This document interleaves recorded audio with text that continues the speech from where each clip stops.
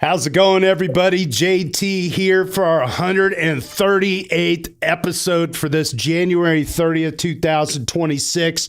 We've got Mac Budkowski on from macbudkowski.com, formerly of Kiwi News. I think we last talked to you, Mac, over a year ago. It was December of 2024. A lot has changed and some things haven't changed, but we're still in the good old days as far as I'm concerned. Mac, how the hell are you? Yeah, great to be here again, and good to see you, and feel your energy of a professional radio host. Yeah, it's been a while. I thought I didn't know it was like December 2024, so it's been over a year already. Well, And you blink your eyes. Do you have children? Because if you do, you're going to be like me and sending your fourth one off to college next year and be an empty nester. And I swear to God, I just blinked my eyes and 18 years just went poof. yeah, I don't have kids yet, but it's definitely on my roadmap. So Well, yeah, crypto feels a lot like having kids, especially right now. I feel like the price action feels like a damn teenager right now, just giving everybody a bunch of bewilderment and what the heck's going on, you know? Wow. yeah, yeah. I actually saw the. I don't know if you saw this chart that's compare like Nasdaq, and S&P 500 and Bitcoin, and it was going kind of like in lockstep for a long time. Oh, And on the 10th of October, like Bitcoin goes down and all the other keeps on pumping. And I'm like, oh wow, that's a intense chart to look at. well, yeah, there you go. Right there on the screen. Bitcoin, Ethereum, everything else is down today, 5, 10%, whatever. What is it? Almost 20% on a 7 day. And the Nasdaq Yeah. today is down 0.75%. So yeah, we got some business to catch back up on. That's crazy. So Mac, you were formerly of Kiwi News. So that was the last topic of conversation when you were here. You have since moved on, but for listeners that may be listening to this for the first time, can you give us a little synopsis of your life in the crypto world, and maybe even a little bit previous to that? Yeah, sure. I've been around for a few years now, and I used to run this podcast as well that was focused on founders. So the idea was like reverse engineer how they build their products, how they get the users.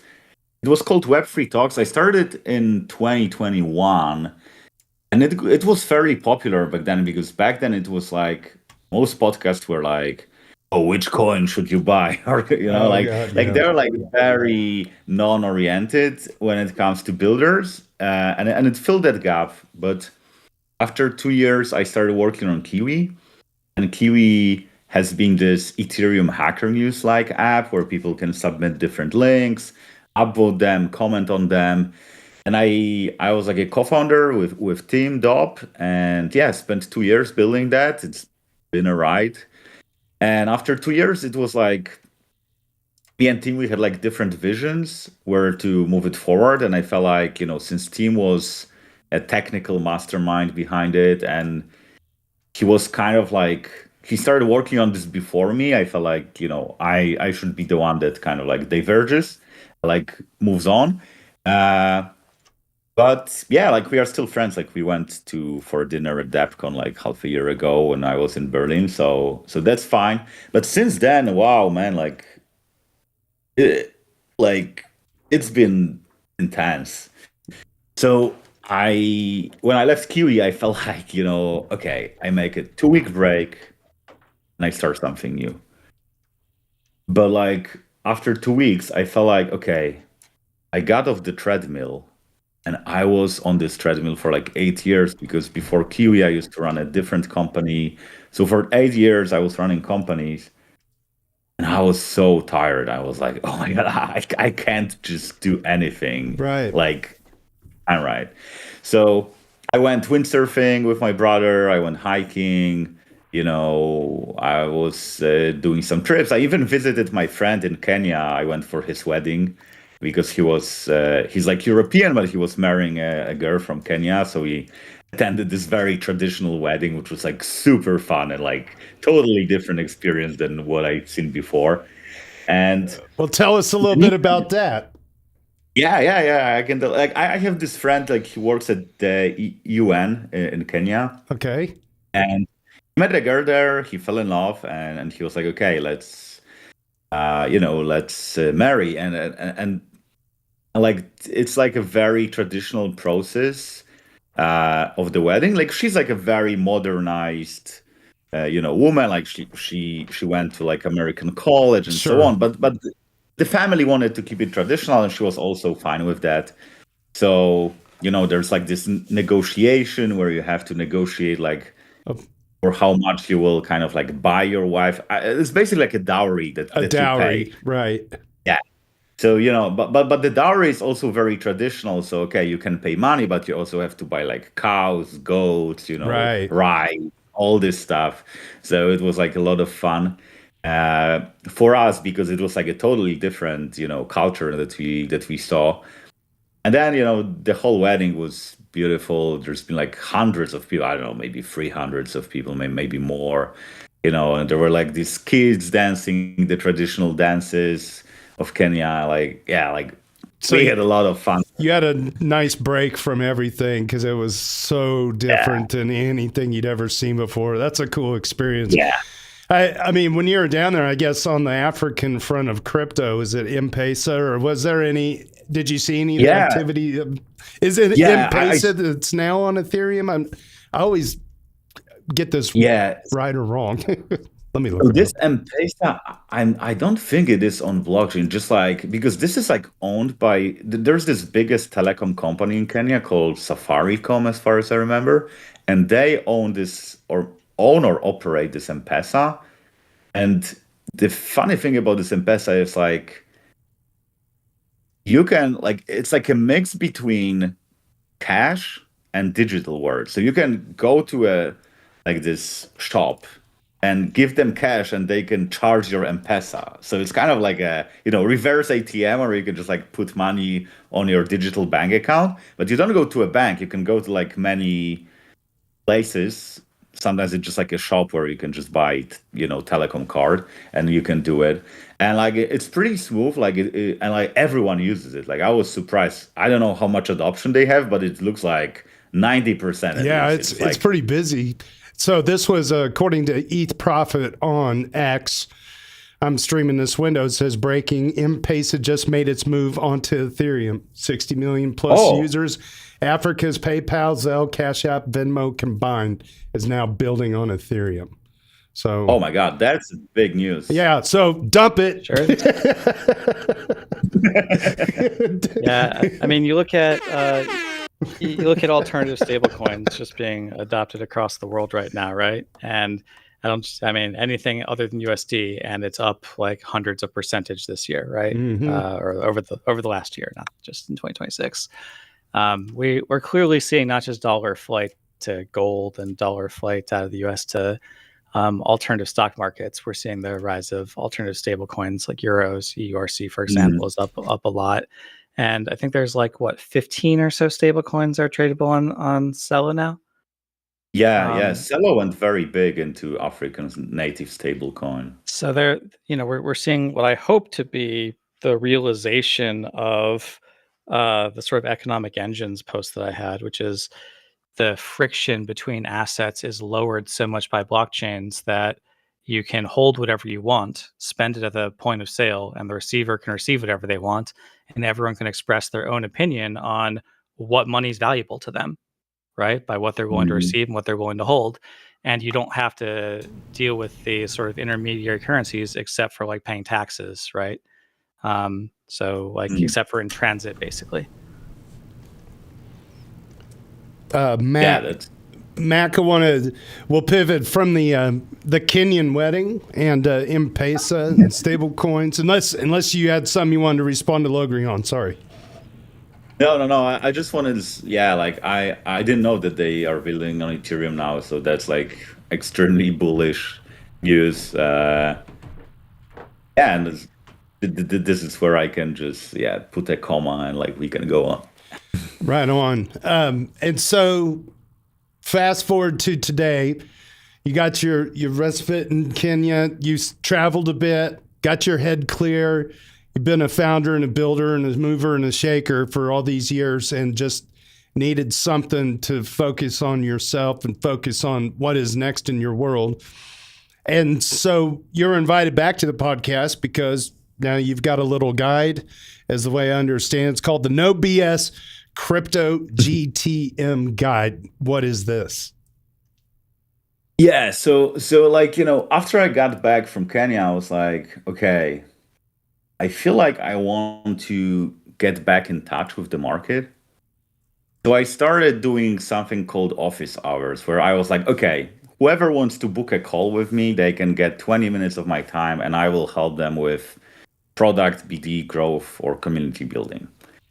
And I just made this post, I sent this like cal.com link, everyone can book it. And I got a lot of interest, and like it was ranging from, some first time app builder from Africa that was trying to figure out how to design their first product, to guys that were, this VC funded multi-million-dollar startup founders that were trying to solve these complex BD problems.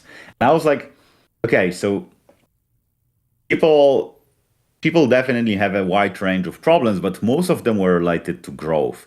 And a lot of people had this very simple thinking about growth. They were like, oh, if you want to grow, you need to get viral on Twitter, or you need to do BD there, or you need to do KOLs. It was just like, it felt like, if you have a hammer, everything looks like a nail, kind of. So like a lot of people had this just like one idea how they can grow their product.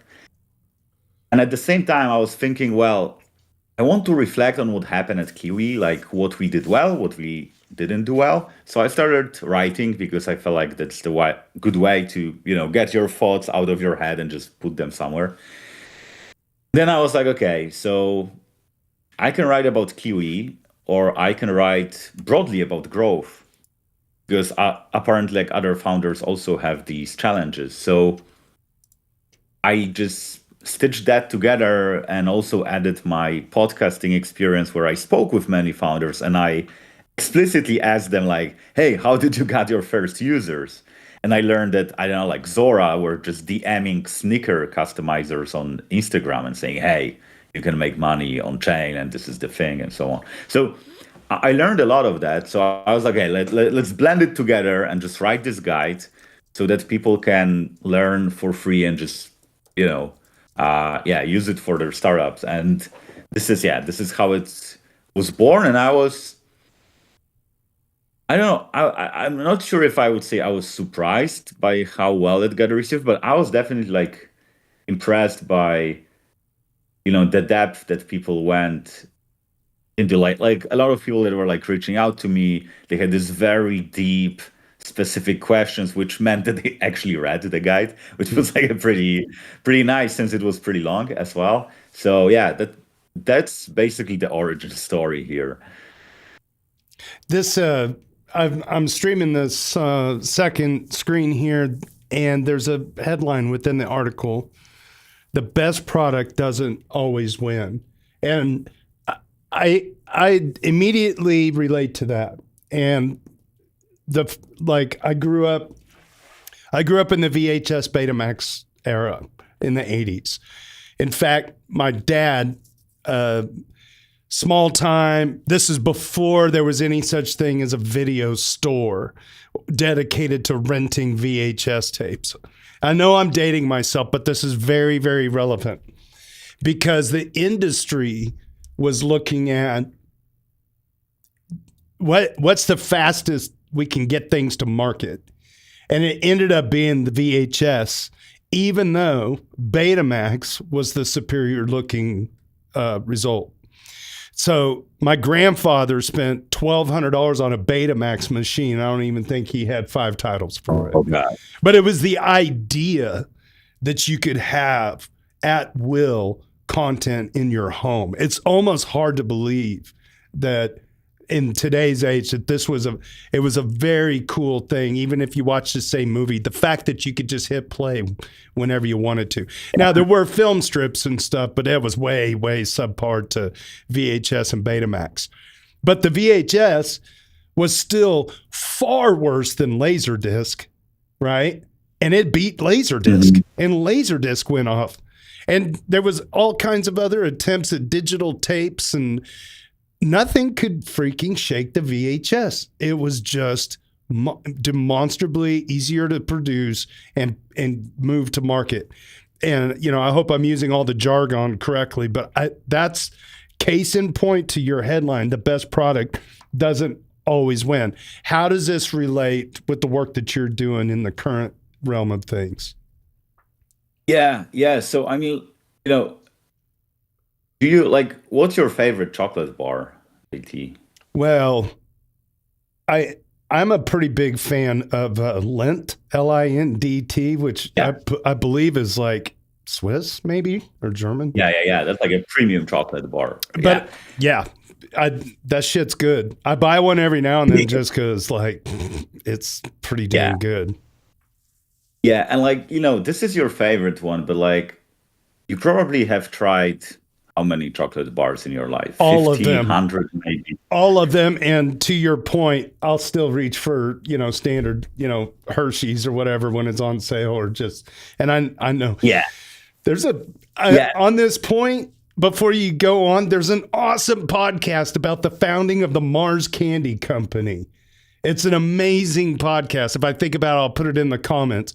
It's like 4 or 5 hours long, but they talk about how the Mars brothers or the Mars family was buying all of their chocolate through Hershey's.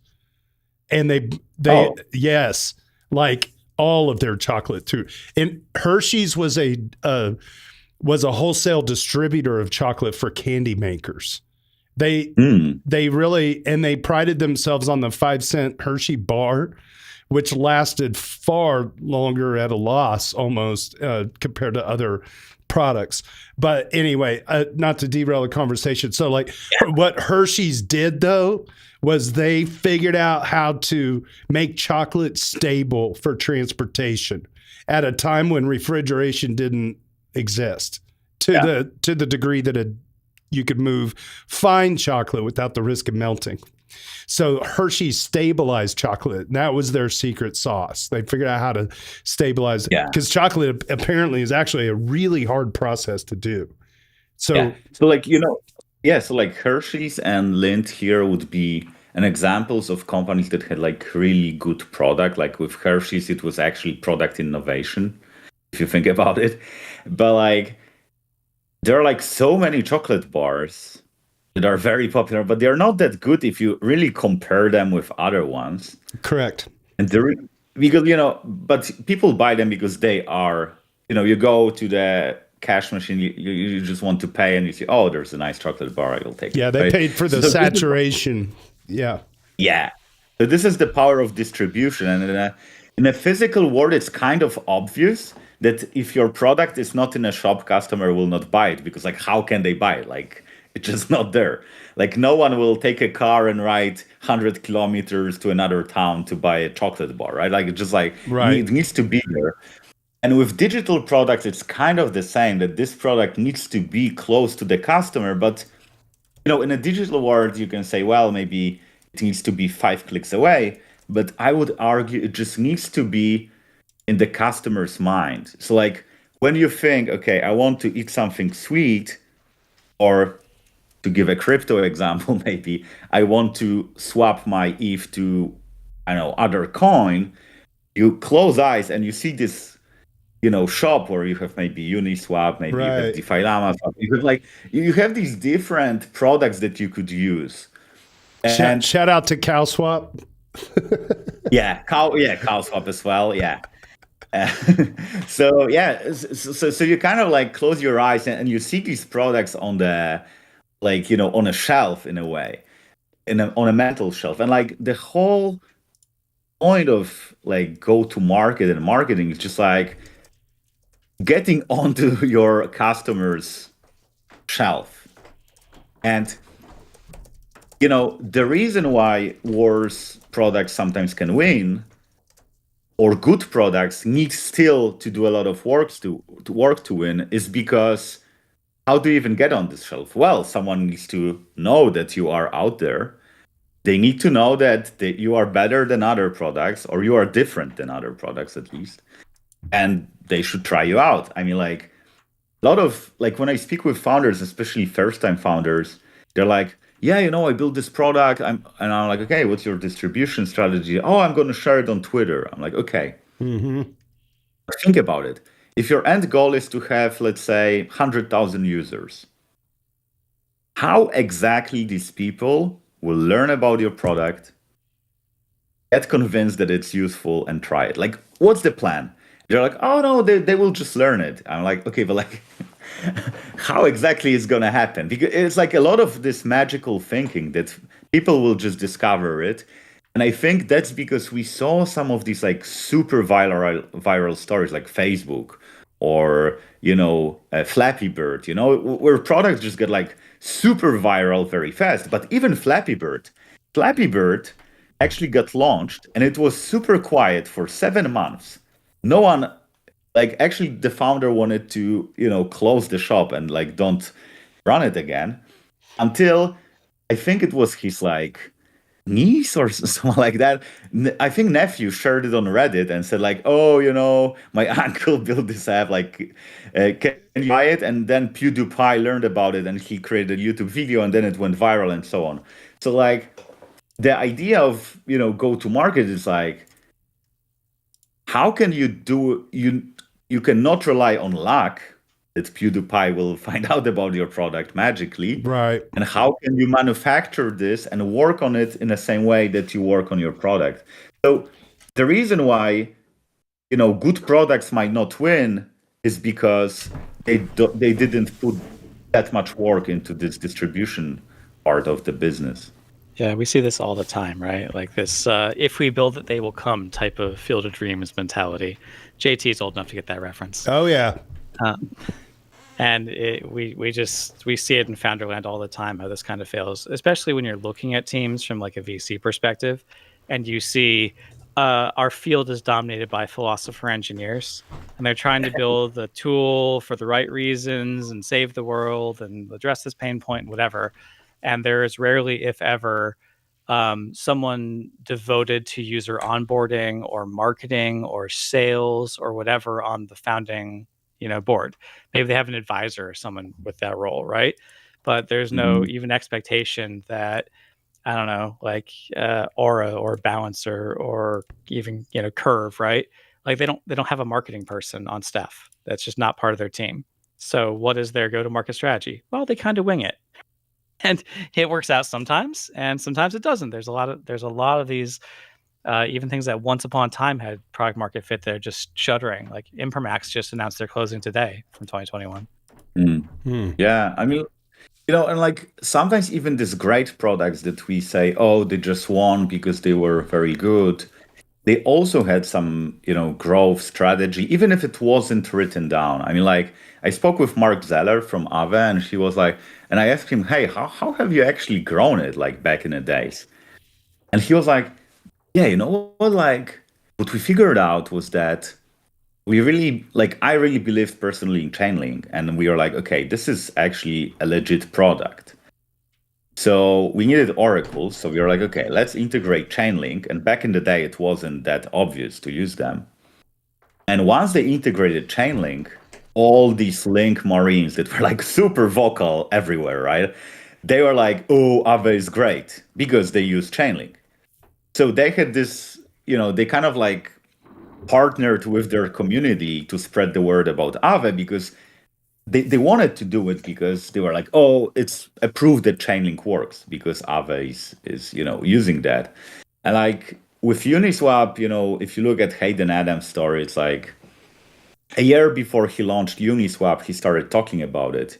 He spoke with Vitalik, he spoke at ETH conferences from, New York to Hong Kong. Like he was like, flying around the world, speaking with people, developing the product, but at the same time speaking with people and kind of like building this awareness. Building relationships. Yes, exactly. So when he launched, Interesting. it was already well-known product. And of course, back then, Ethereum was way smaller, so it was way easier to break through the noise.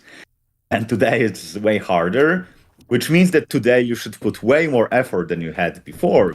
Like you cannot copy strategy of a product for 2018 because they were playing on a different playing field, right? Like today it's way different. So you have to put way more effort than they did. There was a funny quote from one of the fellow moderators. We were talking in the back channel, and I don't even remember what the discussion was about, but the comment hit so home. It was like, he said, whether it was 2015 or 2025, Ethereum is still just 300 people.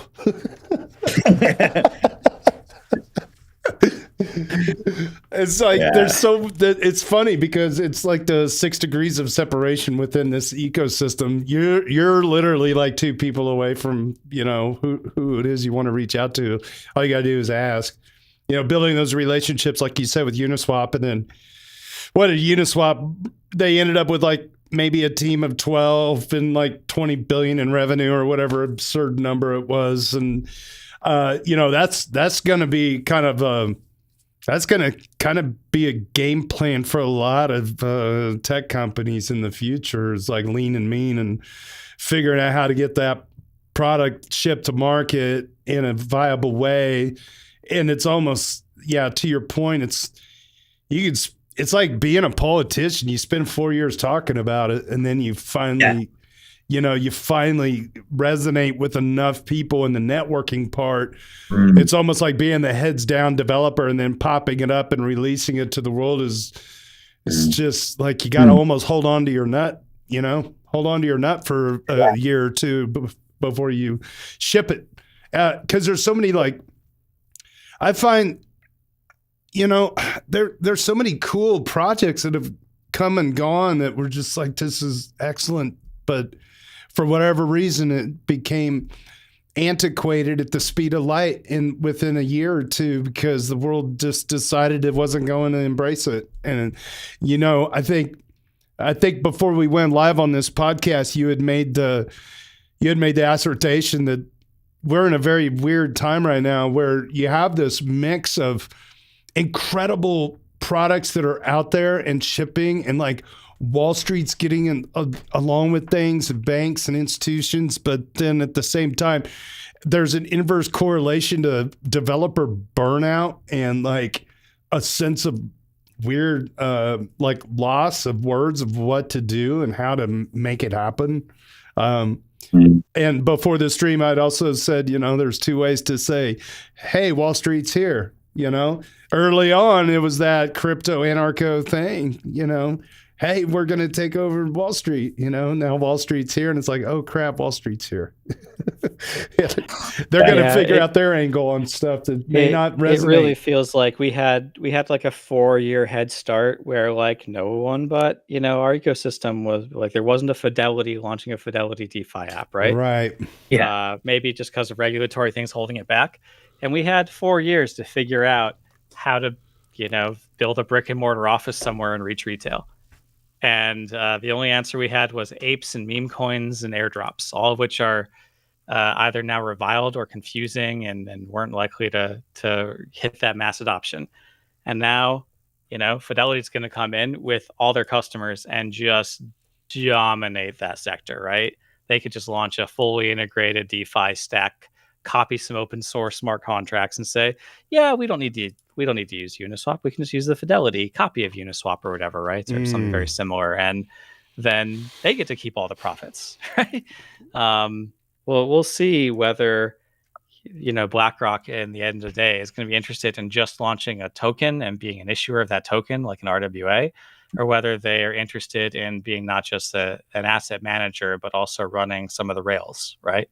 Mm-hmm. You see things like, Tempo, for example. Great. So they launched a stablecoin, but now they're interested in running the L1 and the rails and all the infrastructure, right? To basically promote the adoption of their stablecoin so they can keep all the treasury income that's backing it, right? Yeah.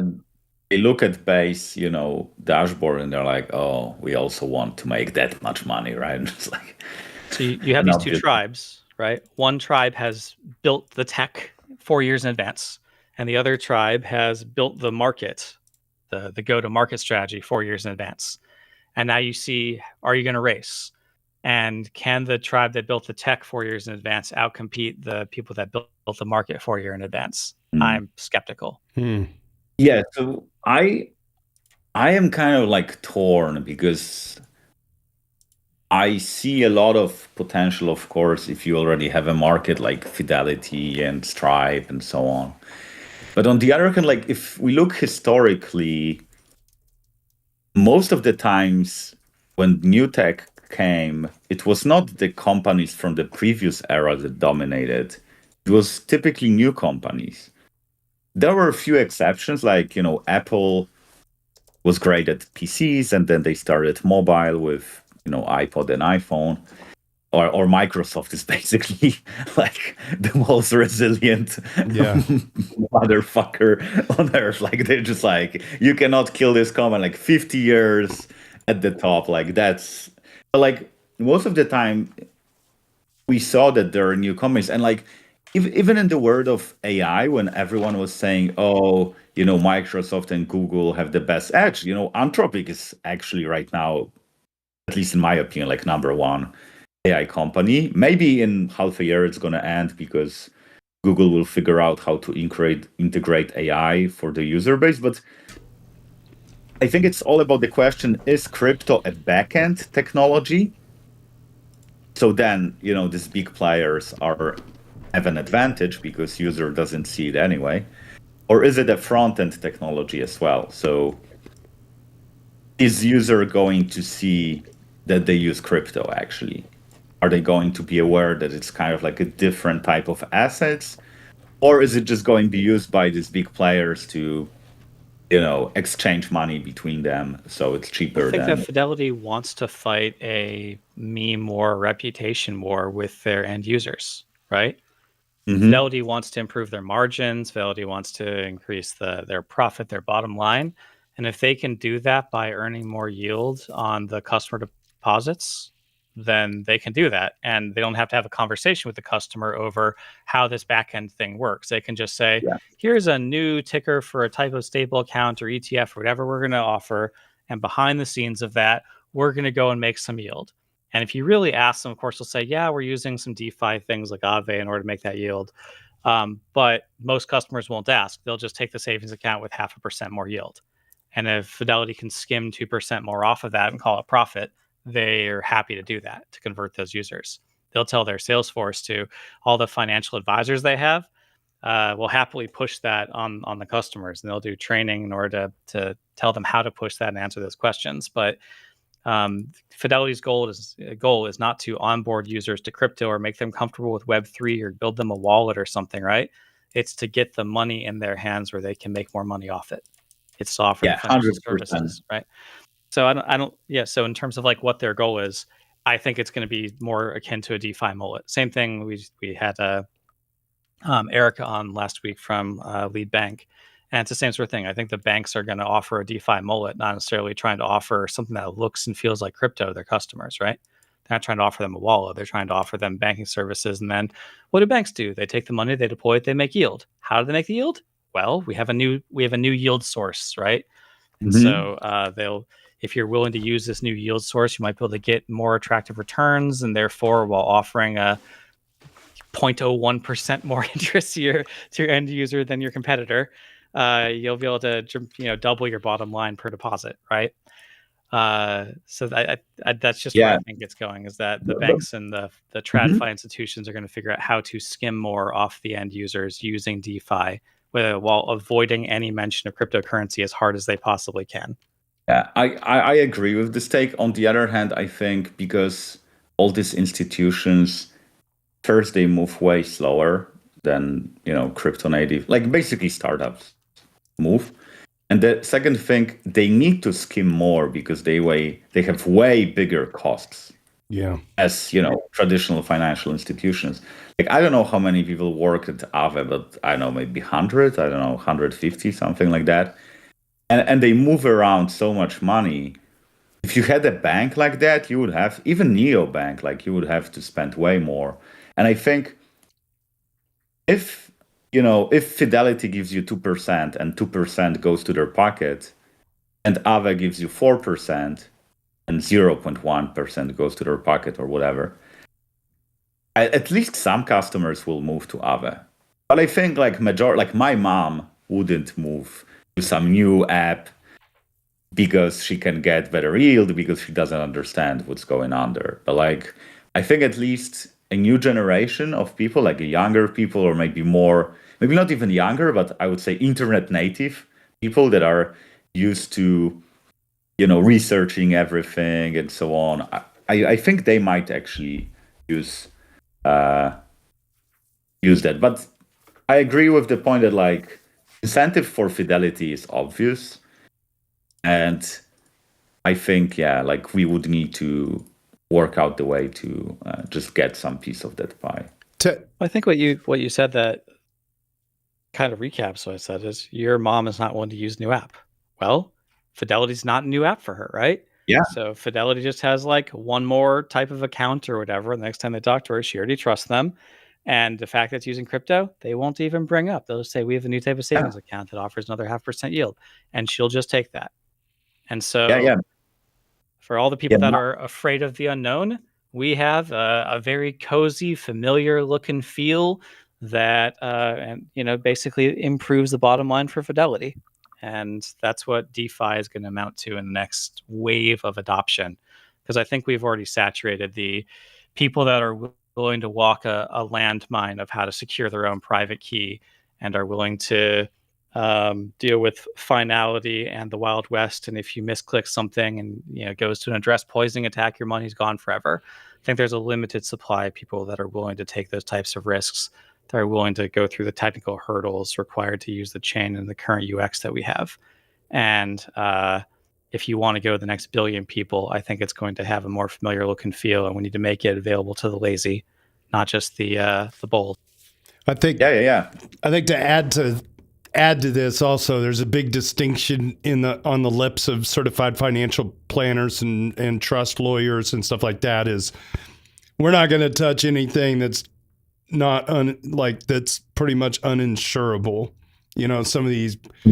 I don't. Listen, I'm not going to speak to the amount of insurance that you get by working with Fidelity, but I imagine there's at least some of the reason you're losing out on some percentage is also going to be the peace of mind of being made whole.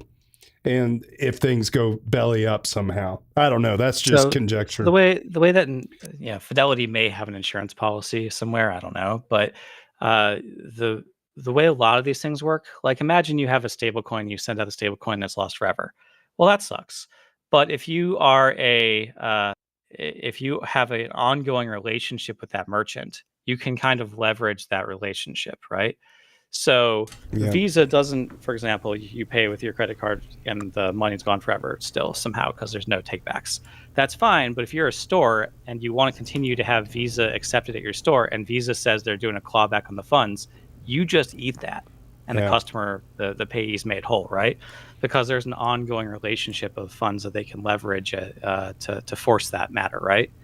So Fidelity can do a lot of the same thing where, there's some money lost over here because something went bad in DeFi, but they've got a giant profit segment somewhere else that they can just fill the pit with, right? So there's just enough money going through the system. Risk is diversified through so many different financial instruments and so much yield that they're probably going to be fine on any initial loss, and they'll learn from it. I mean, that even happened on a smaller scale in crypto when there was this Bybit hack. They lost at what, like $1.5 billion or something. And like that's enough to build Burj Khalifa, by the way. And like they lost that much money and nothing happened at the nothing happened in a way that, they found a way to cover this hole probably from their investors, and like maybe they got some loans. I don't know the details, but like they found a way to cover that hole. And like if you're a Fidelity, your capabilities to cover holes is way higher than any crypto institution. Yeah, but like comes to trust, right? Yeah. So the question is like, how do you go to market if you go against Fidelity, right? Let's say this is the the challenge here. And I think you need to be very careful about who you are after. What's the market you're after? I mean, like, as we said, if you are after my mom, good luck. I mean, like, you probably won't convince her, and you should just write her off. Like, you wouldn't convince her. Don't spend money and attention trying to convince her. Just look for people that have at least some potential. And okay, some of them are already covered by crypto, as we said. Maybe it's 1 million people, maybe it's 10 million people, I don't know, whatever, 20 million. But how many young people are there in the world? Like young people who haven't been formatted by any financial institution yet, or maybe they use Venmo or Revolut or Monzo, whatever, this neobank.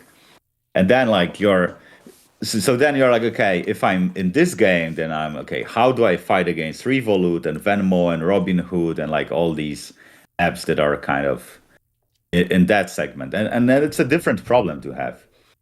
Let's say you are after that and you're like, hey, I need to go against these people. So these people are way harder opponents than banks, I think, because they move way faster. They are really good products. I mean, like really, really good products with very solid yield, very good UX. It's like, so then so what you can do, you can be okay. Maybe there's a way to find a segment inside this market of these young people who are internet native. And maybe the segment is people who are financially literate enough to understand that having 4% instead of 3% is better, and that you should actually put some work into finding these opportunities. And then you're like, okay, maybe some of them know crypto already. Maybe some of them heard about crypto. Like most of my friends heard about crypto, but I would say less than 5% ever tried them. Yeah. Ever tried anything. I mean, like even the most basic stuff. So there's still a lot of people that are familiar with crypto. Maybe they think it's a scam. Maybe some of them don't think it's a scam. And like, so if you target these people, it's already millions of tens of millions, maybe hundreds of millions of people around the world. And let's say this is the segment that you go after. Then you're like, okay, what's the best geography? Maybe it's US, maybe it's just New York to start with, or maybe it's, I don't know, Kenya, I don't know, like, or maybe Australia, or maybe Hong Kong. There are like so many geographies that you can focus on that could be very high potential. And like, you kind of have to look at these lakes that have a lot of fish, but not that many fishermen that are like, like to give this metaphor. And if you're good at fishing, you know how to spot these parts. And like, if you are good at bringing a product to market, you also need to put in the work and do your research and like check these markets. And like, I had this friend who had like an app.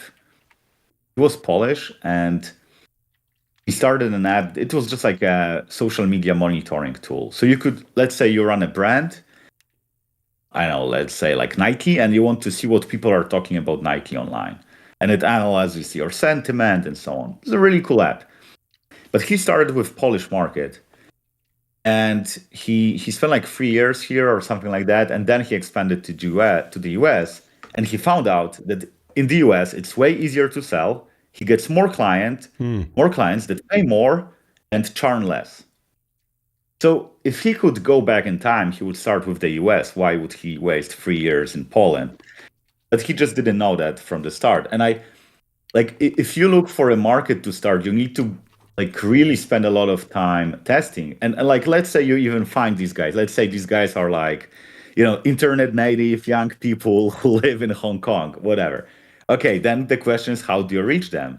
Do you use WeChat or you use YouTube? I don't know even if YouTube is available, but let's say it is. Or maybe use Reddit, or maybe use email, or maybe use TikTok, or, there are like so many channels that you can use to reach these people. And some channels will work and some won't, and you will waste money. But this is how it works. It's like with a product. If you build a product, 90% of your features wouldn't make a difference.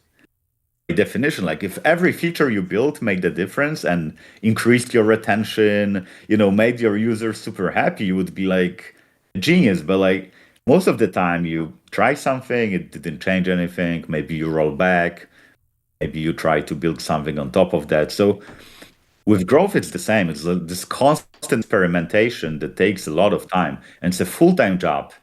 That's the reason why, in a classic way, you have one founder that builds and the other that sells, because it is a full-time job. It's not like an afterthought that you can do in, 10 minutes every morning. Like that's a lot of work to do. So, yeah. I've just as kind of a trying to find the right lake to fish in, your analogy there. There's a country with a lot of fishermen, Japan, and my cousin's husband is an artist in the Kansas City area, and trying to find a product market fit. Shout out madtoydesign.com. He does dolls, like all these cool dolls, and he's even partnered with Minecraft.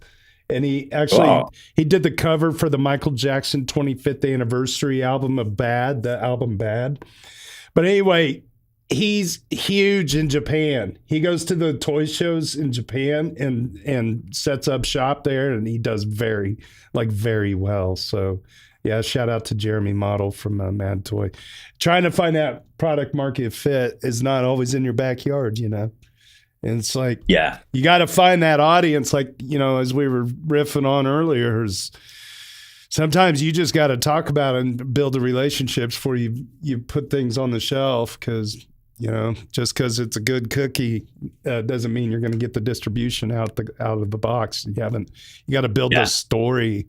It's like, especially American audiences, man, they need to be fed all of the lore. They can't just eat the damn chocolate and enjoy it for itself. They need to know that the cow's udders were fucking massaged by some masseuse or something. Like it's insane.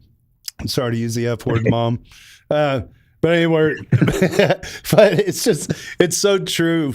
People are just they're kind of finicky. And like we were also saying earlier, getting your mom to try something on chain, like, my mom has a little bit of ETH because I told her to, but does she care about opening a wallet or anything like that? To that extent?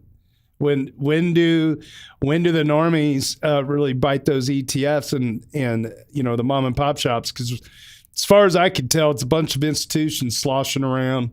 I don't hear hardly anybody in the real world. It's crypto.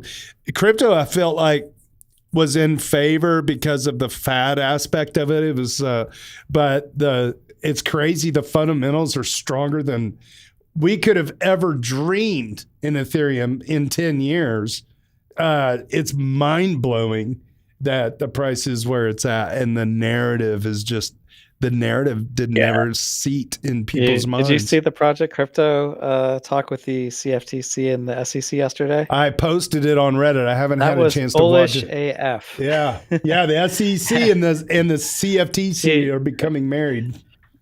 I mean, just talking about the benefits of tokenization and like capital formation around the world and how the effect on the US dollar, and it becomes like a national defense priority to promote the adoption of stable coins globally. And you're like, that sounds pretty good.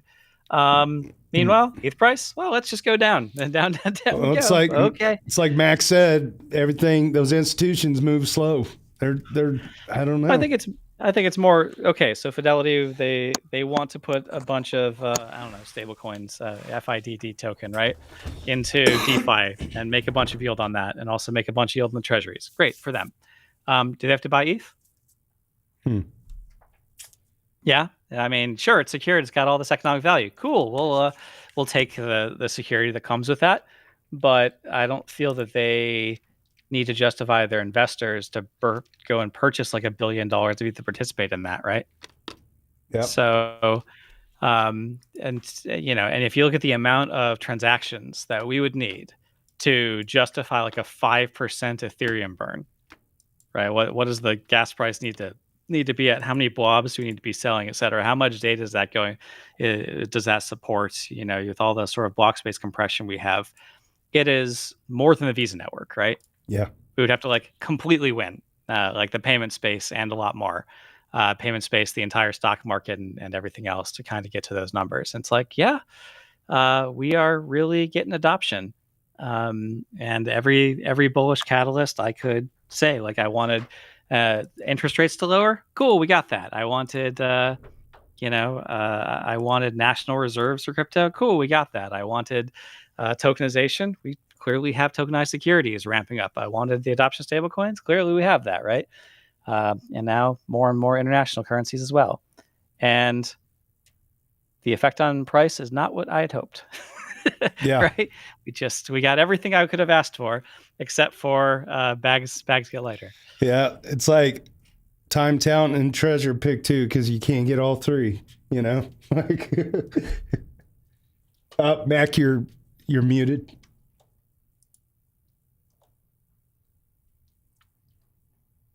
Maybe it's just me. Maybe I can't hear him either. Okay. Nope, still nothing. Logre's technical difficulties. Technical difficulties. If Vitalik took time off, we would lose a great researcher, a great mind. And he's not just writing about Ethereum. Well, Mac is working on his audio. Hey, Mac, if you hit Control R, it'll refresh Discord. That would be a tremendous loss to and that might reset your sound settings, and we'll be back in business. While he does that, I want to take you over to x.com. This just in, Vladimir S. Officer's Notes Twitter handle just spotted that someone lost 4,556 ETH due to address poisoning. Oh dear God! That is stunning. Do you people not use DNS? I don't know. It's crazy. That's sad, man. Oh, Mac, I'm going to move you on stage here. Maybe that's the problem. There, test your audio again. Can you hear me Yeah, now? good to go, brother. I can hear you now. We're good to go. Hey, I don't know if you heard this news. Somebody just lost 4,556 ETH due to address poisoning. Somebody I know was reaching out to me because they hadn't really interacted with the blockchain for a long time, and sent some ETH to me, I believe, sent some ETH to me. And then he's like, oh my gosh, these people are like dusting in my wallet because I just sent you money. Yeah. I go, yeah, what do you notice about those addresses? Because what they're trying to do, and for those of you in the audience that don't know what address poisoning is, they're basically hoping that next time you do a transaction and you're intending to send it to somebody you know, that they're hoping that you're just going to go to your history in your wallet and grab the address that looks like close to what you had. I have a couple solutions to this. All right. So Vitalik just posted a thing that said he's got like 15,000 ETH he wants to use to fund security stuff, right? Okay. Here are two things. First, policy-based multisigs. I've brought this up many times in the show, but basically I want to be able to write a policy that says you can't send to an address that I haven't already sent to before or something without, requiring extra approval or something, right? And the wallet can refuse to authorize a transaction that I initiate based on policies that I set or set alerts out, right? Some wallets like Rabby will kind of do these things by default, but I want an actual description language for these things. So I can set something like an ATM withdrawal limit for my account and say, look, you might be able to scam me for $1,000 a day, but you can't scam me for $1 million a day without extra approval, right? Some red flags being thrown up I can get to. The second thing is just a simple escrow service. We put money into a smart contract, and it needs 72 hours to settle before it can be claimed. And if I say I sent you the money, you say I didn't receive the money, then I can just contest that and pull the money back to my address. Voila, right? So lose the instant finality bit for a case where the speed isn't important, and immediately you can reclaim it, just like if I contest a transaction on the Visa network or something, right? There's clawbacks possible. Now, I can't do it at the USDC level, but I could totally say, well, I'm not just going to send it to you. I'm going to go through this escrow, and then we have a couple of days to figure out if everything looks good. And 3 days later, you can pull the money out, or 2 days later, you can pull the money out if I've sent it to you and you've said yes, I see it, and everything looks good. Then we just delay the money arriving for a little bit, and you could have just saved $12 million. Do you think that 4,000 ETH needed to get there in a hurry? or could have waited 2 days. That's interesting that you're saying that, because actually this is something that could happen now because we decrease the gas cost so much. Like sending money for that in the $200 gas cost era would be a lot. But like today, you can use a contract to send money, and Absolutely. like This maybe is you a would fucking pay hackathon 10 cents. project for ETH Denver. You want to show up at ETH Denver with me? We could literally do this in a week. This is not that hard to execute. Yeah. Now, what's the go-to-market, Mac? Help me out. Yeah, like actually, yeah, like that's something that you can integrate in a lot of places. But exchanges should integrate this. Like when I withdraw from an exchange, if that's not a whitelisted address, like if that's not something that I had my 72-hour whitelist on, it should go to this escrow by default, right? Like they should just integrate at the exchange level. Yeah. For that matter, I should be able to. Why can't I have my Rabby wallet connect to the Coinbase website? Like, why is there not a wallet integration in the slightest? I have to blindly send to a 0x address. That's ridiculous. Like 8 years later, we don't have the basic ability to connect a wallet and sign a transaction to my wallet before I withdraw to my wallet from the exchange. Come on, guys. That's a good and I mean, point. like, even a simple thing as address books, right? It's like I just use address book in my MetaMask. I never send, like, unless it's like an external address, of course, but like then I just add it to an address book and then I send the money. Or like if I use Safe, it's the same. Like ENS, as you said, Logris, it's just like, yeah, well, why don't you use ENS? I mean, like, $12 billion online, and you can't spend $15 on ENS. What the F? Shout out to Grid Plus, not a sponsor, but the Lattice one allows you to do address labels that show up on the screen of the Lattice. So if you don't see what you expect to see, it's built into it, into a hardware wallet. Also, shout out to Rabby. Rabby's got the white the address book you're talking about. But I just think like there's so many obvious features that at a technical level, this is not a big lift. This escrow service I'm describing is a very simple implementation. It's just basically a time lock on money with a receiver on every ERC20 send. So it's an ERC20 send. You send it to the escrow contract, and it's got a note over who's allowed to withdraw it, how much time later. And then just you and I have a personal like conversation over Signal. Hey, I sent you the 1500. Can you confirm? Right? Ta-da. If you went to an address poisoning attack, you'd say, no, I don't see that. And then I'd contest the transaction and be able to pull the money back a couple of days later. Right? So like there's so many cases where we need atomic things because you're doing like flash loans or something. Yeah. I'm not suggesting I want every dollar send to go through a system like that. There's plenty of times where 2-day delay is like well justified for me to receive 7,000 because I'm invoicing someone, and whatever, if they pay me next week, I don't care, right? So like between that and as I said, a policy-based multi-sig, we should have a standard language for what those policies are, right? Yeah. So these are extensible, and that wallets across the board can use the same policy definition language and implement this sort of authorization scheme at an industry-wide level. We should have like an EIP an ERC for this, basically. Mac, we're getting to the top of the hour here. I wanted to see if there's anything else. I feel like we need to have you back a third time and just keep the conversation going because it flows so easy. I can see why a lot of teams are reaching out to you for your time. Is there anything else you'd like to let the folks know about? Yeah, so actually, like right now, I was thinking like, what should I do next? And right now, I'm building one app where I just want to take all this go-to-market strategy and just do this app by the book. So like follow all these rules and like make it, very well defined and just like textbook launch and everything. It's good. The app is in a waitlist right now. It's called Cryptosaurus. Like, I think I got it pulled up here. It's related to dinosaurs in a way, like the branding at least. And very ETHZilla. Yeah, so something like I tried to use Zilla, but I was like, well, maybe from a legal point of view, like I don't know if I'm ready to fight with Japanese lawyers, the Godzilla guy. So I was like, okay, I just did like Cryptosaurus, and like It's cryptosaurus.app. Right now, you can just join the waitlist, and it's like very focused on Farcaster right now, because I want to be like start on a very small segment, get viral there, and then like expand, further. And I'm going to document that. Like I already started documenting that. I wrote this small post on Farcaster about the pre-launch, like how it went, how many signups I got, and so on. And yeah, if you are into growth and you want to kind of like see this building in public and like also maybe use an app if you find it interesting, then yeah, you're more than welcome to have a look. All right. So I'm on the wait list on the Cryptosaurus coming soon, and I'm casting that dinosaur out on Farcaster right now. Yeah, thank you. Yeah.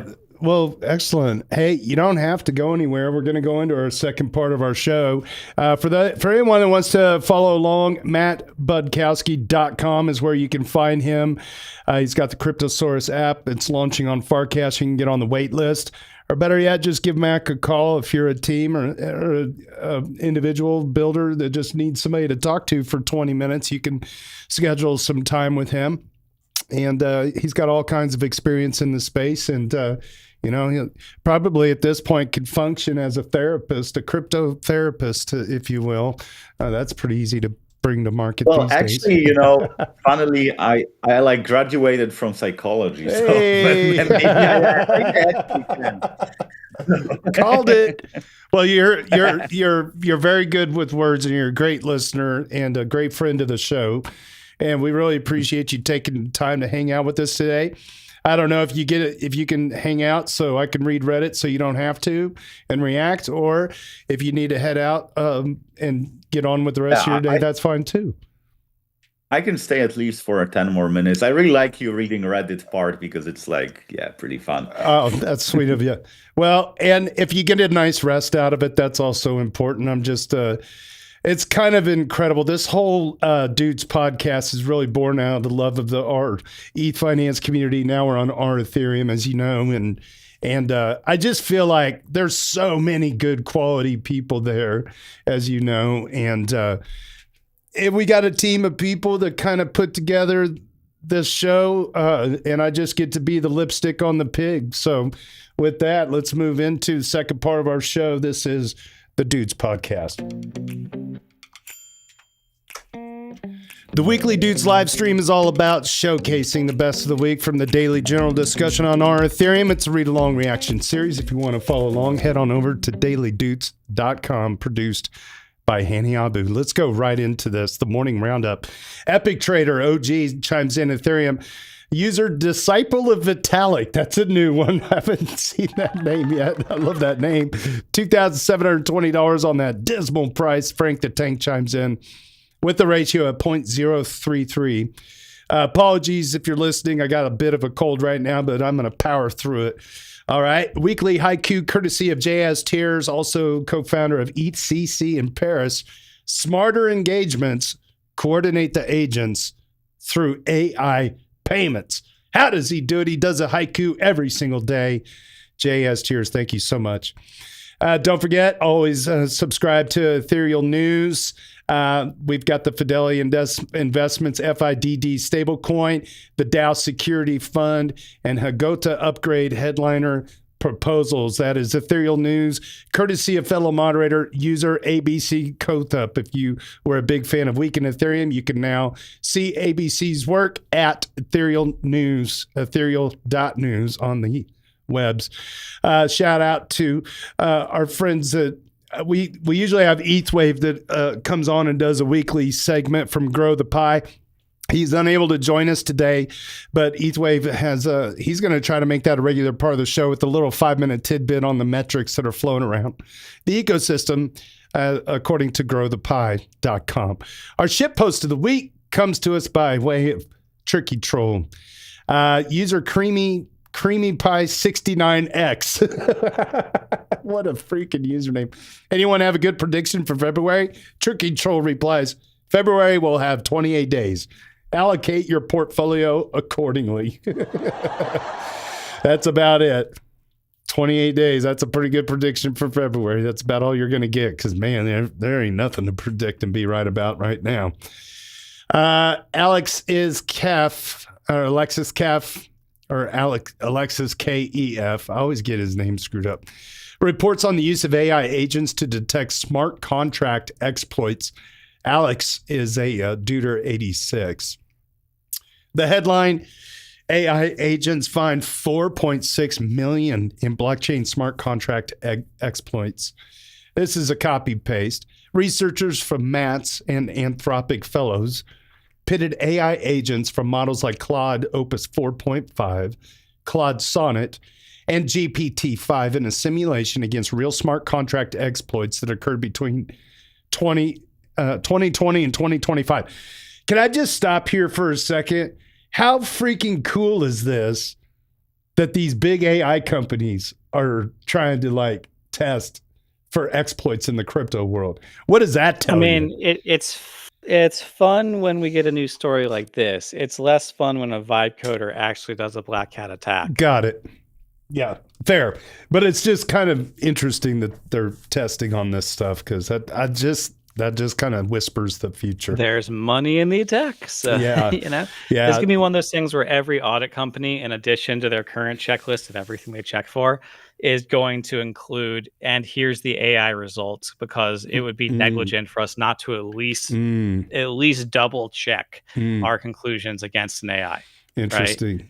Just like every doctor should be doing for diagnosis in a decade, right? It should be medical negligence not to at least double check that MRI for a sign of cancer you may have missed, right? Fair. It'll be the same thing for any security audit you pay for. And the weird thing here is that, let's say you deploy a contract today and you do this check, but after a year, this AI will get way more powerful. If you have an audit today before you deploy, in a year, that could be very out of date because this AI could be well, sure, way but better. if you run the AI before you deploy, it costs 10 cents, right? So yeah, but then you have to upgrade the contract, right? If you find something. So if you find something, then good. You found something you should be deploying. Go ahead and I'd rather you upgrade the contract and deploy something that's bad, right? You'd rather know before you launch. That's the easiest time to not deploy it. Very good. Yeah, I just think we're gonna see more frequent contract updates because of AI capabilities that are growing very fast. Very fast. Yeah, it's not just smart contracts. I think it's gonna be true for Linux, and it's gonna be true for any secure system. We're just gonna see a velocity of code that accelerates. So things like Heartbleed will be detected in 6 months rather than 20 years. And is that good or bad? I think it's just cat and mouse, right? Accelerated. Okay, moving on. The results were worrisome in this trifecta. The results were worrisome as the agents collectively siphoned $4.6 million in record time. The researchers then turned the agents on recently deployed contracts with no known vulnerabilities, and 2 novel 0 days were discovered. Per the report, quote, this demonstrates as a proof of concept that profitable real-world autonomous exploitation is technically feasible, a finding that underscores the need for proactive adoption of AI for defense, unquote. I am surely not technical enough to understand the details of the article I linked above, but after reading and skimming through it, the takeaway I got was that autonomous security capability is a coin with 2 sides. The same AI agents used to fortify smart contracts can just as easily dismantle and exploit them. These AI agents managed to collectively siphon 4.6 million by autonomously replicating historical smart contract exploits. More alarmingly, when tested against live, recently deployed contracts, they discovered 2 0-day vulnerabilities, proving that profitable real-world autonomous exploitation is now a technical reality. However, this power can also be used to gain a critical defensive advantage. By simulating attacks in record time and at low costs, developers of smart contracts can proactively use these AI agents to identify and patch flaws before they even deploy their code into the wild. Do any of you know if the biggest audit companies in crypto actually use AI agents to examine code? That's a question. Do they? I hope so. Okay, user Evil Jordan. Shout out to user Evil Jordan. He just joined the moderator team with 12 meatballs about 2 weeks ago. Really fantastic person. I talked to him yesterday on Discord in a private call. What a guy. What a guy is all I got to say. Evil Jordan is a Duder. Let me look it up. He's an OG from Eat Finance Days, a Duder 14. Well, I saw something just now that is the epitome of the Ethereum versus everyone else narrative and why this ecosystem has no peer and Ethereum stands alone. There's a tweet from Justin Drake. I'll open it up here. It's a long one. Discussing the EF's work on post-quantum and how long they've been working on it and all the progress they've made versus this grift from a company that raised $200 million to do who knows what on Bitcoin and Solana, something called Project 11. All right, moving on. One is a research group making practical advances and demonstrable progress. The other is a blatant VC grift that produces nothing of use and seeks to partner with other blockchains. That's an air quote on the word partner. The Griff's one existing product, Yellow Pages, quotes, is literally just a secondary ledger that says, quote, this BTC address holds this much BTC and is, quote, quantum proof, unquote. It's not on chain. It's just an external database, not connected to anything with no requirement by anyone to be honored or used. That's not post-quantum. That's just a scam. Ethereum is so far ahead of everyone else, it's laughable. And yet, here we are. Nice one. In broad terms, that's everything on Bitcoin other than Bitcoin itself, right? The Bitcoin blockchain does not care about, and it doesn't give you anything other than here's a message and a timestamp for that message. And so you say, here's a zero knowledge proof that proves fraud. And the Bitcoin blockchain shrugs and does not care, right? It will not enforce any slashing of any staking condition. It will not update your whatever balance. You can say, here's a message. So-and-so sent 100 million Grift tokens to themselves. If they didn't have 100 million Grift tokens, the Bitcoin blockchain does not care, right? All there is a message that was written by someone, which is true. That's a message on the blockchain. So any ERC20 balance you have in Bitcoin is enforced by people interpreting the series of events honestly or not. But the Bitcoin blockchain security is not actually helping you, right? There must be some secondary security mechanism to keep those people honest. And yeah, that's Bitcoin in a nutshell for you. So if they say Bitcoin's going to be post-quantum resistant, it needs to be a change at the Bitcoin network layer. And I don't really think you can secure adequately without a hard fork, right? Right. You've been able to soft fork in things like Taproot, but if you don't change, the network consensus logic, right, then you're going to have to contend with all those Satoshi coins getting stolen eventually. China, North Korea, US, doesn't matter. Someone's going to make a quantum computer, swing by the neighborhood because they have a quantum computer, and it's worth $100 billion. So you might as well do it today, right? And now you have $100 billion of Bitcoin. That'll be, well, I guess if it's done by the U.S., it'll go in the U.S. Strategic Reserve. If it's done by North Korea, I don't think it'll be that friendly. It'll probably be swapped over Thorchain and everything they can to get their hands on Ethereum. Shout out to Mossad. Okay, guys, I gotta go because I have this meeting later. But yeah, Awesome. thanks a lot for having me. It was fun as always. So yeah, Thank you so Bye-bye. much. Appreciate you stopping by, Mac. Have a great rest of your weekend. yeah, you too. Bye bye. Nice. All right. Moving on. User Fill the Dots. Duder number 2 for this week. Let me see here. I got to switch off I'm going to switch over to this view here. It's always good to meet up with Mac. He's a lot of fun. Real natural to talk to, Loger. Yeah. I feel like we could riff all day. User Fill the Dots was surprised to find that the Gnosis Safe app can't generate new keys. My post got auto-removed for some reason, so I'll cross-post here. Hey, Phil the Dots, I checked your user history. It did get approved eventually, and you got some upvotes on the front page. Sorry for the delay on that. We won't often reveal why it was removed, but it must have triggered some kind of blacklisted word, not a fault of you, as just drunk auto moderator. Safe Mobile, formerly Gnosis Safe, no longer generates keys on device, only imports seed phrases. I'm setting up a safe multi-sig with multiple phones belonging to different people as signers. With the former Safe Wallet app, it was relatively easy to do, but I see now that since transitioning to the Safe GmbH entity, Safe Wallet is being replaced by the new Safe Mobile app, which doesn't allow generating keys anymore. It is only possible to import existing ones by manually typing a seed phrase.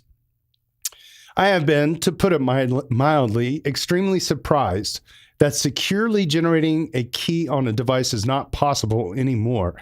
Is one really supposed to generate new keys elsewhere and then import them into the device through their seed phrase? Doesn't this go against all the technical and UX security principles? That's an interesting question. I genuinely, though, must have installed a fake app which is phishing me. But their support team confirmed that that's how it actually works.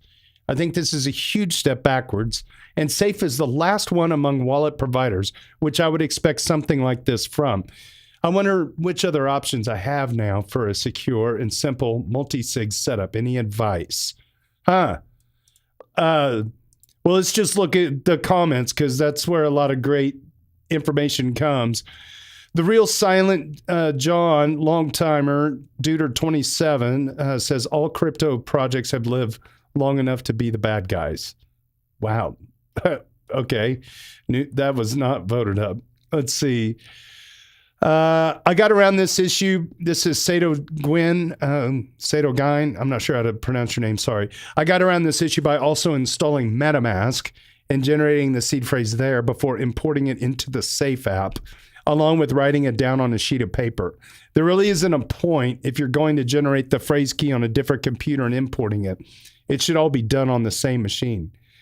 Yeah, I'm one, and there was no other replies to this. I mean, my answer to this would be, why aren't you using a hardware wallet? Yeah, that's kind of where I'm at too. It's like, why are you dealing with a private key in software on anything other than air gap device? Like this feels like misguided from the get-go. It's a small amount of money and you just don't care, then why is it important? And maybe it's if it's because a large amount of money and you do care, then why do you not have a hardware wallet? Well, it's maybe the team is needing to be mobile for some reason and sign transactions from a company perspective. But to your point, it shouldn't be a whole lot of money and just do it, just figure it out, because whether the phone makes the... let me ask you, Logri, and this would be a good question for Midnight on Mars, Justin LaRue, CEO of Grid Plus. Like when it comes to the secure enclave of a phone, wouldn't the seed generation taking place within that enclave and almost being blind to the user for something like this application where you want a multi-sig app where you could have 10 phones and you only need to have a 5 of 7 signing or something. So you have 3 other phones sitting there. It just don't even have seed phrases at all. It just do the secure enclave approach and you're done. Okay, so it's a phone. You do need a seed. Hold on. So this is Gnosis Safe. So it's an on-chain smart contract wallet running on the Ethereum blockchain. Gotcha. When you're getting signatures using a private key. Okay. If you have a private key, then it's not about private enclave. Private enclave is where you store the private key, but there must be a private key that corresponds to a public address in the metadata on the smart contract from the Gnosis Safe, right? So from that perspective, could you use, how do you get that private key to sign something? I don't care. You want to use a pass key or whatever? That's fine with me. You want to make them take a picture of something on there? This is all just authorization. But the information, yes, it's stored in the private enclave on the phone, and there's an application running in the trust execution environment usually, which is going to sign. If you pass in a message, the private key signs it, it passes out the signed message. There should not be any way of extracting the private key, but you can only guarantee that if you trust the application running on the phone. Right? Yeah. And So it's also I in your was phone. using the wrong. I was using the wrong nomenclature, or whatever the word is. Secure enclave Yeah. is not where seed phrase generation takes So it's place. entirely possible to do multi-party computation approaches to sign something without even using the chain, but that's not how a Gnosis multi-sig safe works. Gotcha. As a smart contract wallet, right? Gotcha. As opposed to I'm going to distribute the key in something like a Shamir scheme, Mhm. where we can sign a message entirely off chain, which corresponds to a address which is on chain. But then there isn't a smart contract wallet. That sounds like an EOA on chain. It's just it doesn't know that the key is fragmented off chain. That's just not how Gnosis Safe works. Gnosis Safe is a smart contract wallet on chain. Gotcha. All right. Thank you. One of my favorite usernames ever, Dr. Lambo McMoontard, just started home staking with Dapnode, and user Harog gives some advice around what clients to run. Shout out to I didn't go through our rich list, but Harog is at the top of our rich list, followed by. Is it you, Logri? Yeah, Logri the Bard. I'll come back to the rich list here in a second. Dr. Lambo McMoontard is a duder number 9. Just started home staking with Dapnode. And Harog gives some advice. Hey, folks, I'm finally staking in 2026 via Dapnode. When choosing which execution and consensus client to use, is there any particular reason to choose one over the other beyond maintaining client diversity, which rules out Lighthouse for consensus and Geth and Nethermind for execution? This page here gives a nice breakdown of the key. This is quicknode.com. Gives a nice breakdown of key features of each, but a lot of these aren't relevant to me. I don't care about sync time or enterprise grade support.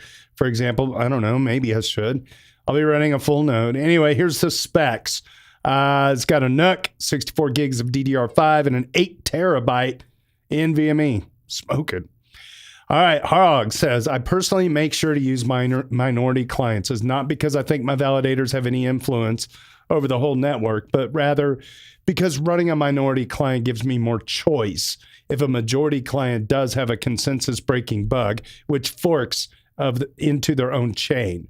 If I run a minority client, I can always switch to the faulty majority chain, but the other way around is not always possible. It also depends a bit on how you want to use your node. If you need a reliable RPC node as well for running a rollup node or dApps, then Geth is very often the first choice. If you mostly use it as a validator and only connect your wallets to it, then Nethermind and Geth and Besu are similar. I personally would go with Besu because it is a minority client. Reth and Aragon are great for archive nodes, but are overall slightly slower than the other three, which is especially true for Aragon.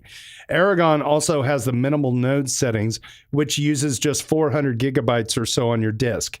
Other clients, Nethermind and Besu, have started to have this feature, though. But to be fair, your 8 terabyte disk is more than enough for all the clients in their full node configuration.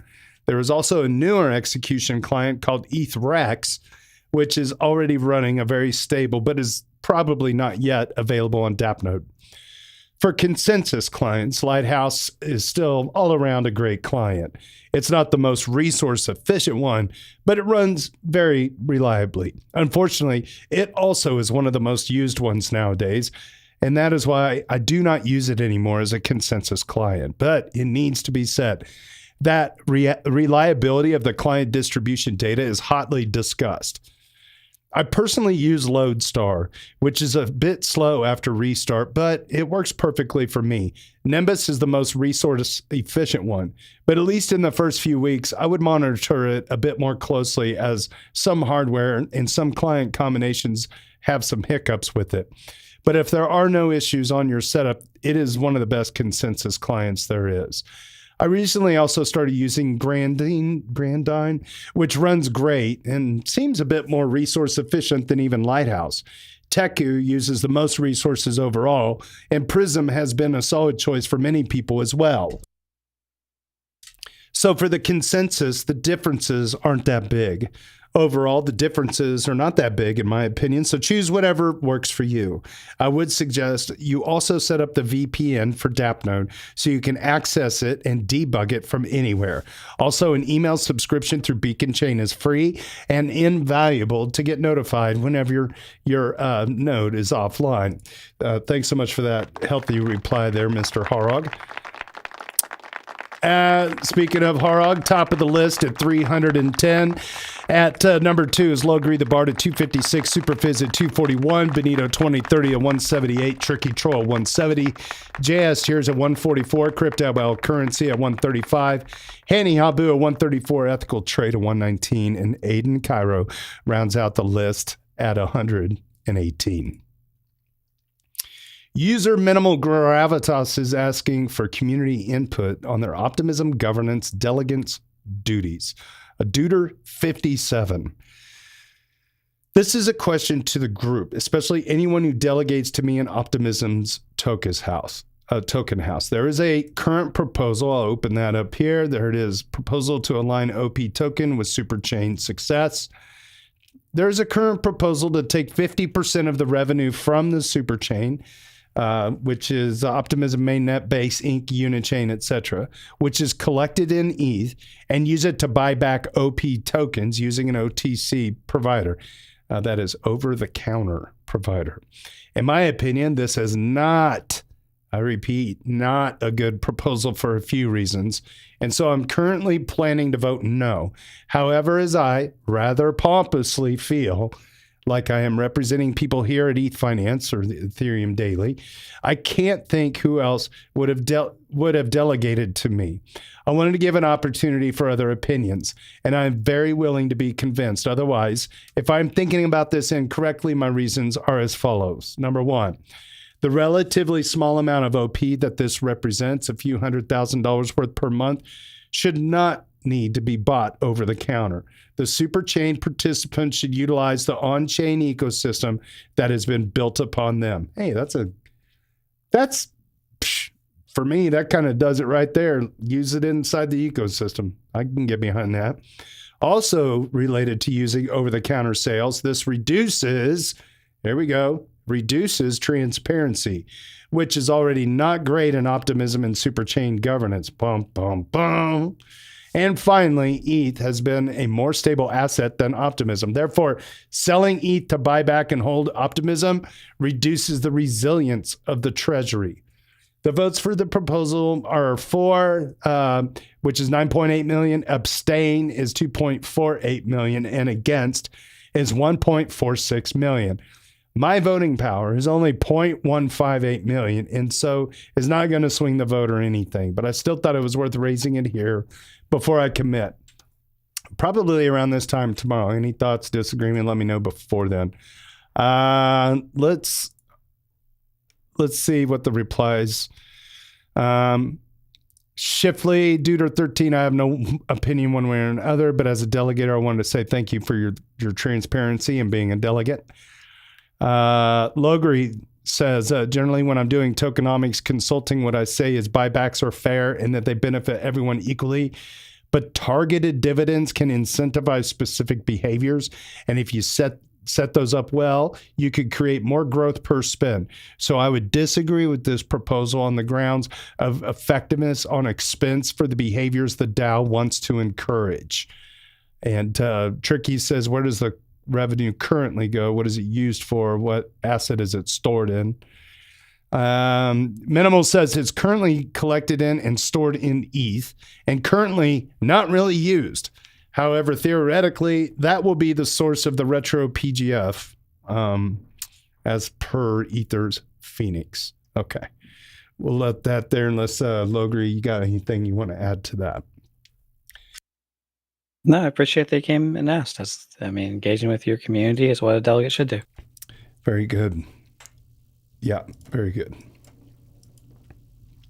Yeah, that is transparency. And shout out to Minimal Gravitas. Been a long time contributor to the daily and beyond on our Ethereum, our ETH Finance, and even way back, I think, on ETH Trader.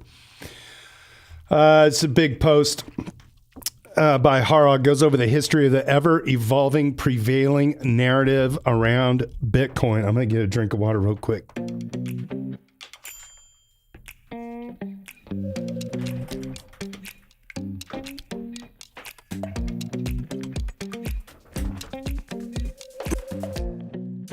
Well, I guess it tells you that for many marginal buyers and sellers, cryptos are largely speculative assets. It does not mean that this is true for all holders of Bitcoin and Ether, though. The dominant narrative for the various crypto assets has been changed so often, it is hard to keep track. More specifically for Bitcoin, the narrative changed at least 10 times or so. Each one of the narratives did not work out, it died out, and it got replaced by a different one. So many people have been wondering themselves, what now? Every time a Bitcoin narrative did not pan out, the narratives came and went and left some imprints in the history, but they never really fully survived for more than a few years. Here are some interesting narratives from the last 15 years in Bitcoin.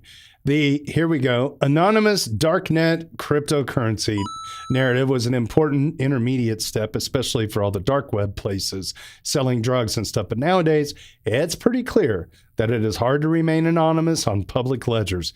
Even worse for Bitcoin is that it seems to be impossible to create a non-centralized privacy protocol on top of it. Bitcoin, the payment network, carried the network for many years, but it died in 2017 when it became clear that scaling is not a goal for the Bitcoin network. A slightly later narrative, here we go, programmable shared database. It never really picked up steam and died out shortly with the advent of smart contract blockchains. Here we go, uncorrelated financial asset narrative came and went without much impact. There was a short deviation towards the reserve currency of crypto narrative for Bitcoin. Some Bitcoiners argued that wrapped Bitcoin on Ethereum was proof of the central function of Bitcoin will have the future of finance. Well, due to the limited programmability of the Bitcoin network, it is pretty much impossible to bridge Bitcoins to other networks without centralized entities, which is why not many people want to use Bitcoin for that. The next two narratives are different type of store of value narratives. The inflation hedge died in 2022 when as soon as we had a bit of inflation, Bitcoin tanked like there was no tomorrow. Same now with here we go, digital gold for most of the digital gold narrative. Even though the narrative has been around for a long time, Bitcoin just isn't digital gold for most of the marginal buyers. We will see if there's a shift again for the store of value narrative for Bitcoin now that digital gold seems to be dying. Well, I'll just interject here. Just look at the gold chart and look at the Bitcoin chart and tell me which one is the digital gold. Because I think real gold is more digital now than ever, somehow. We will see if there's a shift again for the store of value narrative for Bitcoin. Because store of value and speculative asset are pretty much the only narratives left for Bitcoin. To be fair, though, I guess most retail gold buyers are not the ones which want to store their value for decades using gold, and they're definitely do not do so in a non-custodial manner. They just hop on the next up train and will leave it as soon as there is a dump or a longer crap. Not many people remain true believers if their precious metal does nothing for 10 years. For me personally, Ethereum is a great store of value. There are so many opportunities in the ecosystem to degen a bit and earn an outsized reward, even during the crabby times.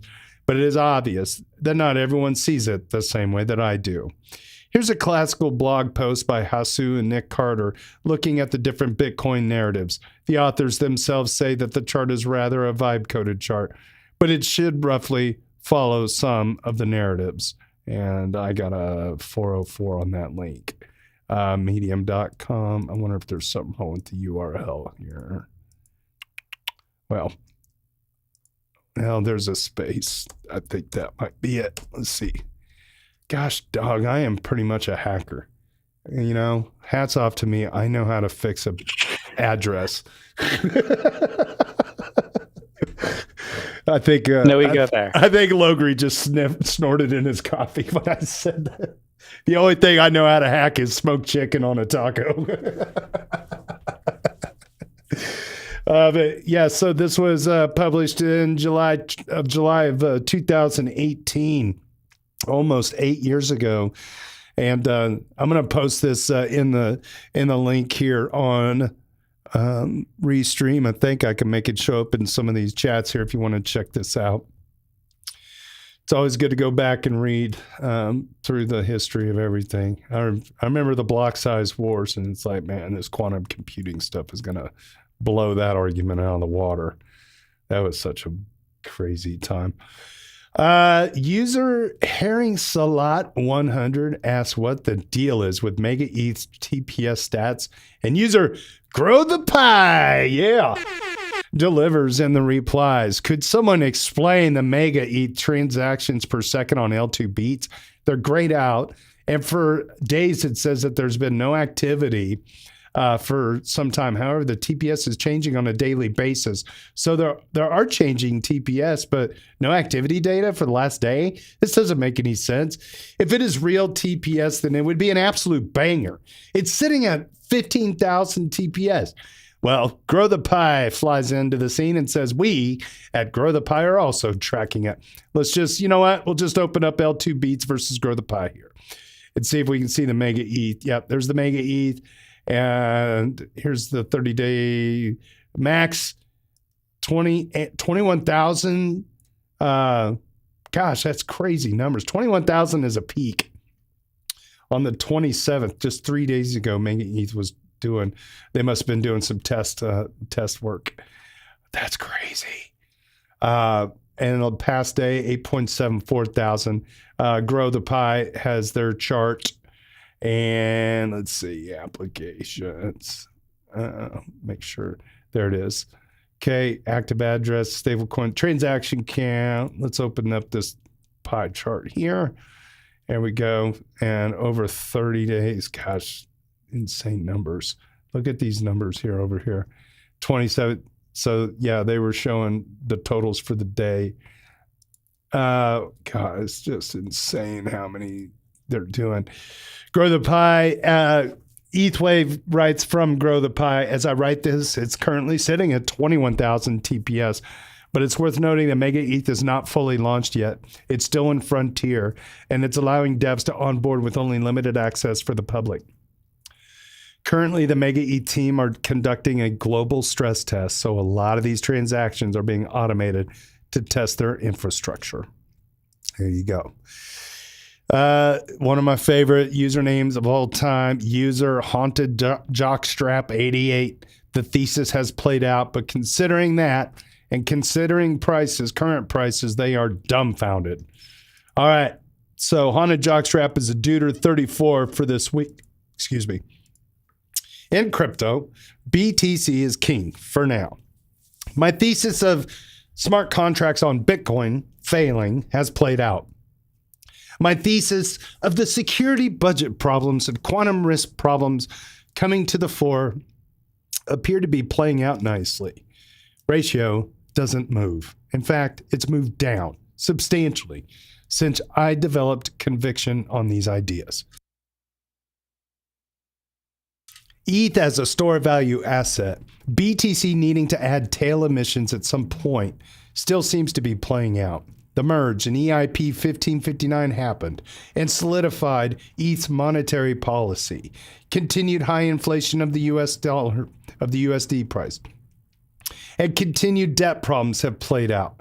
ETH can't cross its inflation-adjusted all-time high in the past 4 years. BTC does. Gold and silver rip.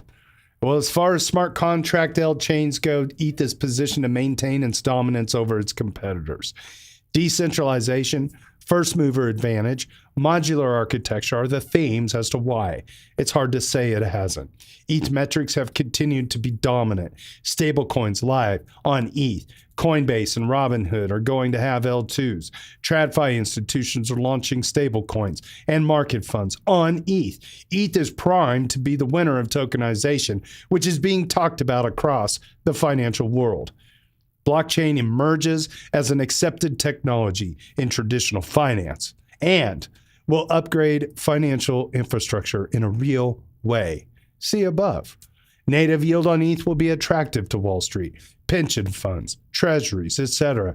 will want to own it in the same way they were attracted to Bitcoin. You feel pretty good about this one too, and we even got our own sailor this year. Price doesn't move. Ratio's depressing. It's incredibly frustrating.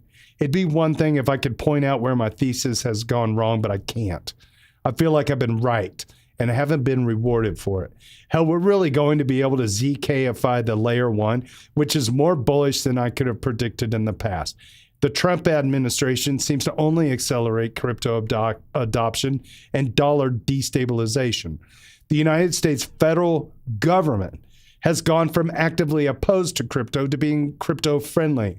If you told me I'd get this checklist of events 4 years ago, I'd be dumbfounded when you told me the price. I am dumbfounded. If you wanted to tell me that ETH was severely overpriced in the 2021 cycle top, sure, maybe that makes sense in a vacuum. But not if you're going to also tell me Bitcoin is trading at 90K after a 30% sell-off. I'm still believing because I haven't seen anything to make me think I'm wrong. As frustrating as this has been for many in the chat, I'm still believing that this will be looked at later as a great opportunity. Haunted Jockstrap 88, I agree. I agree 100%. It's just funky times, man. It's just funky times. It's hard to make any of it like make sense. Yep. Feel like I've been right and haven't been rewarded for it. Largely captures a lot of the sentiment. Yeah. Yeah. Well, and what's the Buffett? What did he say? Markets can stay irrational longer than you can stay sober or something like that. Solvent. I had to make a play on the words. Yeah. I just, stake and stack.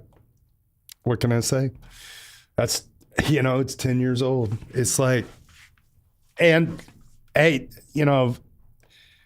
there's been a lot of like whales flipping around different assets out there, and everything's on like high alert. I feel like maybe it's just how attuned the world is to the news of everything in real time, and the catastrophization of everything has just like made people panic. And I feel like the thing that stands to gain the most has to be beat down the most before it emerges as the clearer choice. That's how I rationalize this. Well, people Christmas. celebrating gold. They held, when was the last silver run? It was like 1970 something. Yeah, it's been a bit. So I don't want to wait that long. Yeah, I'm with you, man. I'm with you. I don't want to wait that long either. But what else? What I'm just like, what do I pivot into? Because I really don't like these other things. I mean, I don't necessarily want to invest in European Union military stocks, because there's a play for money there. It's like there's a core value problem that I can't align with, stuff like that. All the ABC stocks that are out there too, just, I don't know.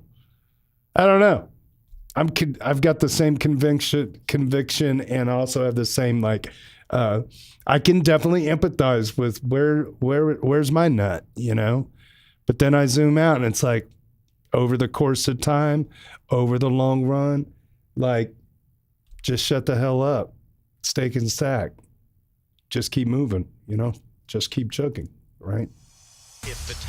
Okay, I won't play it again. All right. User Rhythm of ETH. User Rhythm of ETH is a Deuter 102. That's right. They cracked the century mark. Good news for the Ethereum thesis, ? We got a little thing here from the European Central Bank. European Central Bank paves way for acceptance of DLT-based assets as an eligible Euro system collateral. Let's read what Rhythm of ETH wrote here. The European Central Bank will accept tokenized assets as collateral from March 2026, starting first only with those issued by authorized CSDs, not sure what that is, on their own blockchain networks. But they're exploring expanding this to assets issued natively on any network. This institutionally validates real-world asset tokenization in Europe, one of Ethereum's key metrics. If the ECB, that's the European Central Bank, eventually accepts native blockchain assets as collateral, Ethereum is well positioned as the most used network for institutional real-world assets. This doesn't mean anything yet, though. The announcement is blockchain agnostic, and Europe still needs to address either or both points. Point number one, allow Euroclear or Clearstream, it's kind of like DTCC in the US, to bridge to public blockchains and retain the CSD status. And number two, recognize public blockchains as a mean of settlement. It's still unlikely, but this is not a bad direction to be moving towards, I guess.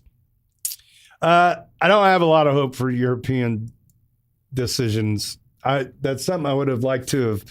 Prior to 2025, they were ahead of the U.S. in They blockchain were. adoption. They were, but boy, how the tables have turned somewhat. And that Max said he's in Berlin. I would love to hear specifically about Germany. I would love to hear about the policy making and things akin to the central banks of Europe about all this stuff, because I think he would have some cool insights. How Chisel, hey, shout out to How Chisel. They made it to the weekly thread. How Chisel is a pretty good YouTuber, guys. This is the second time I'm going to shout him out on the show. He does a review of something called the IM Key. Is the IM Key Pro, made by ImToken. It's not often mentioned alongside some of the other He does a really good job. I reached out to, he always reaches out to ask for permission to post on our Ethereum because he is a crypto YouTuber. But he's one of the good ones. I'll just say that. Anyway, he does this really good interview for the IM Key Pro if you're interested in hardware wallets and learning about what the IM Key Pro is and does. His video is worth watching. I spent weeks reviewing the device, he writes. A blue chip native hardware wallet from the 2019 era that most people have never heard of. While its security chip is built like a digital bunker and trusted by passport issuers and bank cards alike, it can't be denied that it can be considered previous gen tech, built on closed source firmware and other red flags you'd expect me to tear apart. But he's got one thing that made his eyes go bling. Someone at the Ethereum Foundation told me some years ago that she exclusively uses it. Not Ledger, not Trezor, the IM Key.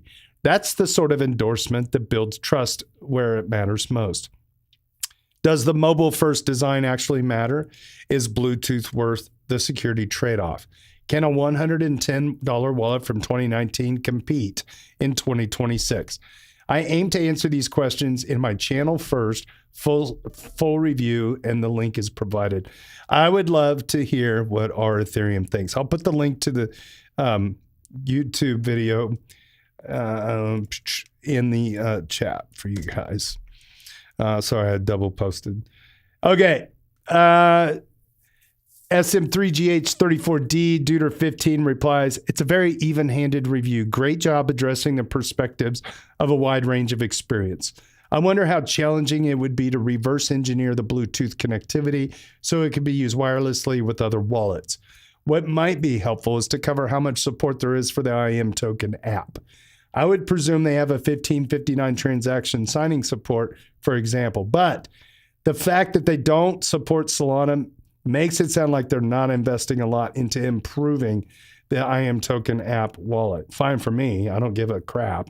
But it is a pretty major ecosystem to not have support for. Okay. So, Hal Chisel rounds out. I think that's it for this week. Shout out to Hal Chisel once again. Thanks for stopping by and sharing your posts on the our Ethereum. subreddit. There you have it. Well, that's it. Thanks for subbing and smashing the bells. Thanks for tuning on X, Twitch, and YouTube and beyond. You can also find us at dailydoots.com. Get that Apple Podcast, Spotify subscription going. We love having new people come around. If you got any questions or comments, let us know. And if you know anybody that wants to get on this show, send them my way. I'll give them a piece of this action. We're a fun and friendly group of EV Mavericks hailing from our Ethereum. And with that, we're going to bid you adieu. Have a great weekend. On behalf of the EV Mavericks DAO, our Ethereum Daily General Discussion, the Daily Dudes podcast team, my name is JT. Cheers and big hugs from Kansas City.